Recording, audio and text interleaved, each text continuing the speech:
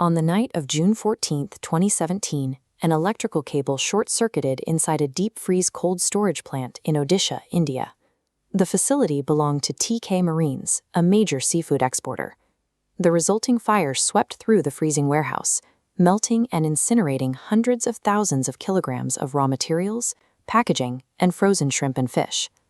Looking at the blackened facility, the company calculated the total physical damage and submitted an insurance claim for 23.66 crore rupees, nearly $3 million. But when SBI General Insurance finalized their assessment, they didn't pay 23 crores. They wired exactly 7.47 crore rupees into Teekay's account, less than a third of the requested amount.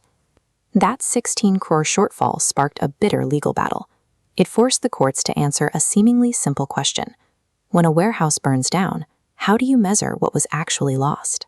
Before the trial could proceed, Teekay Marines faced a serious legal roadblock.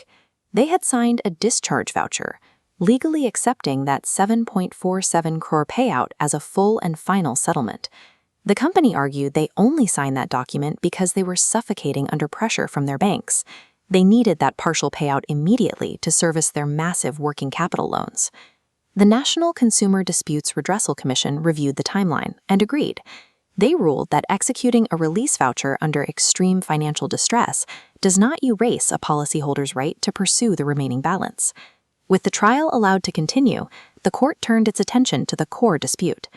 Teekay demanded the missing 8.62 crores the insurance company had specifically deducted for a massive chunk of the burned inventory.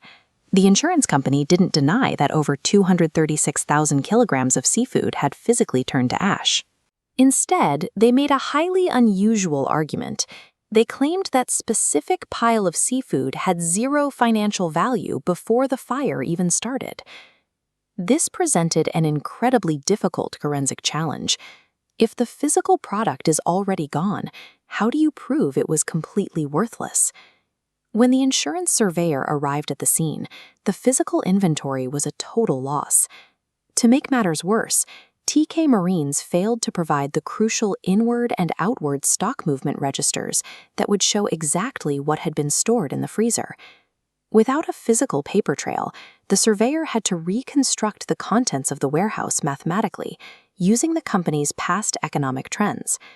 This is a table showing the company's audited trading and profit and loss account over 3 financial years leading up to the disaster. Look closely at the data.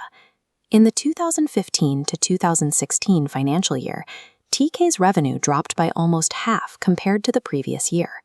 Yet, their closing stock levels remained practically unchanged. The anomaly gets worse in the following year.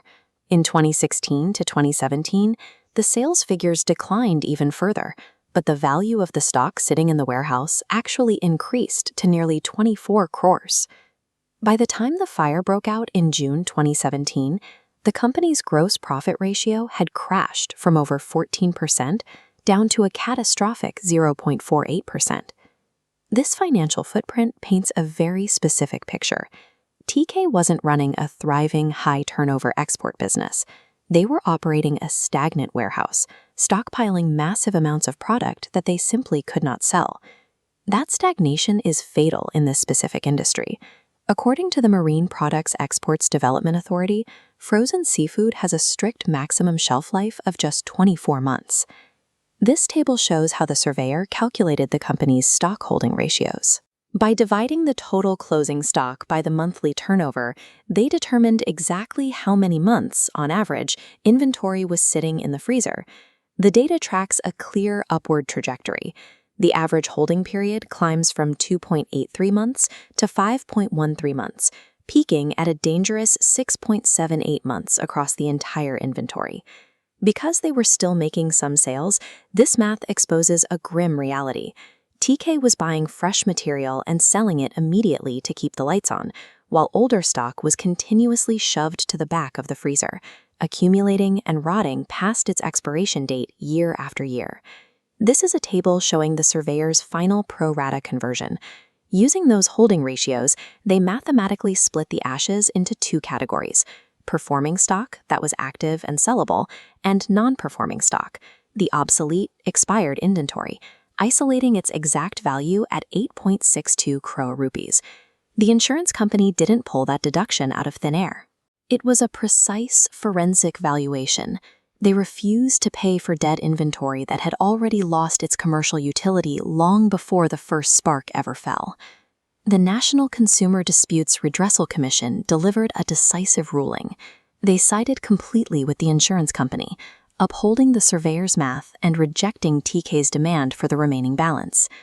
The judges noted that the surveyor's reconstruction was scientifically sound and far from arbitrary.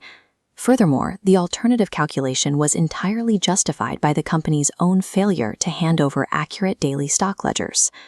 The entire case hinged on a foundational legal principle distinguishing indemnity from enrichment. In commercial law, an insurance policy is a strict mechanism for indemnity. Its sole purpose is to restore a business to the exact active commercial state it was in a second before a disaster. Nothing more. A catastrophic fire cannot be used to liquidate bad business decisions.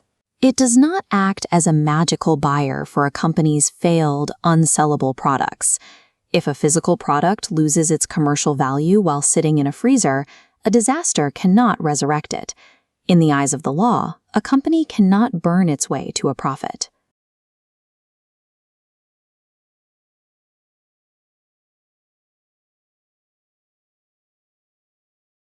Zuber & Company, fire forensic experts and forensic engineers. Seeking answers from ashes. Seeking answers.